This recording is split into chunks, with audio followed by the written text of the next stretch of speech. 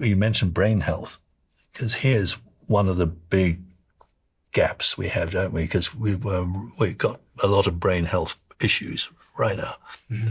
Dementia is still going in the wrong direction. It's a very distressing thing if you have any in your family. And increasingly there's people saying, what can we do to prevent this? And Alzheimer's is all about there being the wrong sort of protein and deposits in the brain. But increasingly the focus is switching on to the blood supply to the brain, what we call the vascular effects. And there's something that we used to call the blood-brain barrier, which you've probably heard of, which is seen to be the place where the barrier that stops a lot of stuff entering the brain and potentially upsetting it.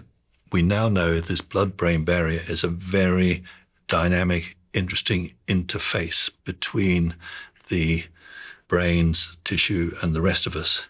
It's now called the neurovascular unit, NVU. And the more we look at it so far, the more we find that the things that help the neurovascular unit, the blood-brain barrier, are plants. And, we can, if we really want to help our brain health, regular drinking of green tea, it's been shown to be really useful. Not that rather than a supplement, by the way, is the drink that you have. So as you make that, can you explain to me why green tea is a good idea? Because it contains a number of, again, polyphenols. While it's sitting there for a while, there are a number of these polyphenols in green tea that seem to be particularly effective in modulating that barrier that we talked about, the neurovascular unit between the brain and the rest of us.